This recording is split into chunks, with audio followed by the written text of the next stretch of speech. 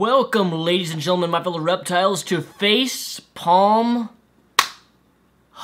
Sunday. So he's aware that the things he says are facepalm-inducing. My esteem towards MrRepzion has just gone up 1 point. That is this: if we are merely material, or if you believe that we are merely material, then that simply means that we are robots bound by the properties of matter. We are programmed by our DNA and continually reprogrammed by our environment. So we are victims of this programming. To a very, very small degree, excuse me, you are correct. That we are programmed. The difference is that you're not understanding is that I choose to ignore my programming all of the time. Evolutionary speaking, we were designed to procreate, have sex, survive, and eat.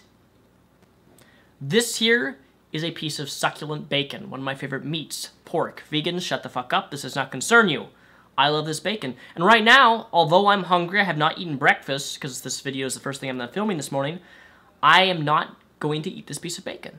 Despite my impulse, despite the smell, despite knowing that this has meat in it, and it has certain chemicals or toxins, or I don't even know, amino acids, I don't even know what I'm trying to say here, that I crave in this piece of meat. This could be applied for any type of food, too, that I'm craving this right now, but I'm putting it down on my desk, and I'm not going to eat this piece of bacon. Because right now, I just chose not to go along with my programming. So you seem to think that we're robots and that we're all pre-programmed to do certain things and act a certain way, when in reality, that's not true at all. While we're pre-programmed, we have the ability to choose. And right now, despite me just giving you an example of me not eating this bacon, I need to eat this bacon.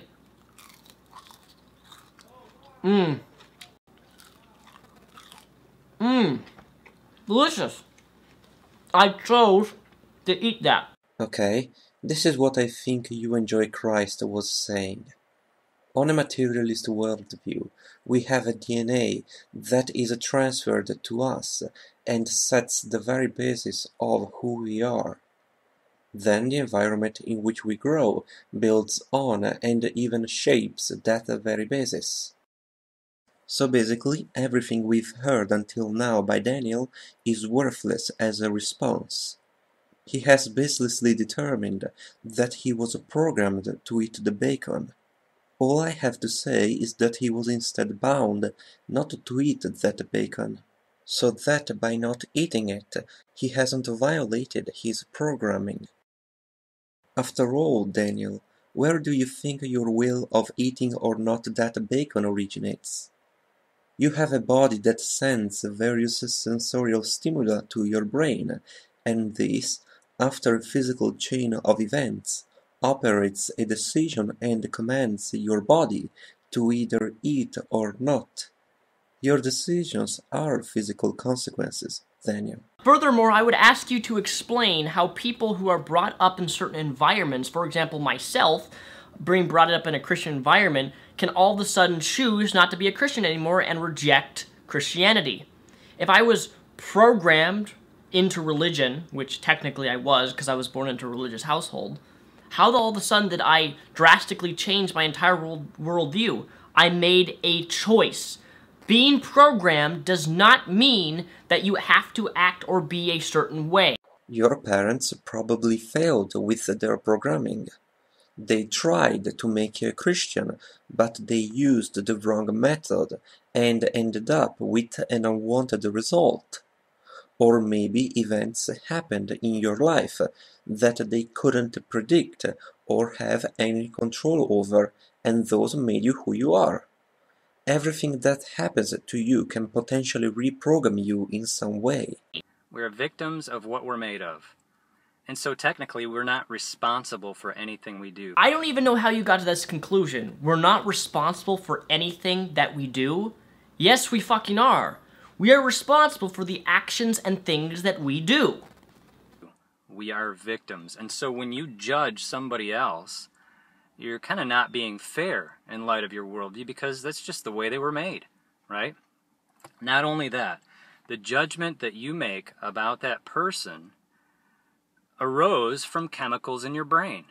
And chemicals are neither right nor wrong. You, sir, are very, very correct here.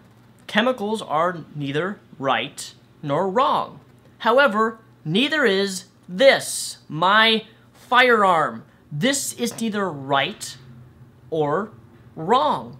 But if I choose to do something with this weapon, to choose to kill someone with this weapon, in the same way, our chemicals, we can choose to use those chemicals in a negative or a positive way. I can use a gun to kill someone if I want to.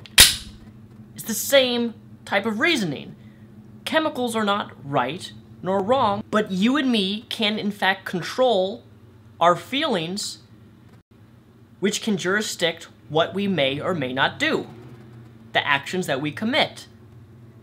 Well, the argument that we are made of materials that are neither right nor wrong doesn't say much to me. Attributes that are true for the components of a thing are not necessarily true for the thing itself. But I think you enjoy Christ is right when he says that people are not morally responsible. What you have mentioned, Daniel, the mental effort one can use to restrain his emotions, is likely the consequence of physical events. What that means is that the way it's going to influence and control your emotions is also a consequence of prior events beyond your control. So how could anyone be considered responsible for any of his actions when he's just a consequence?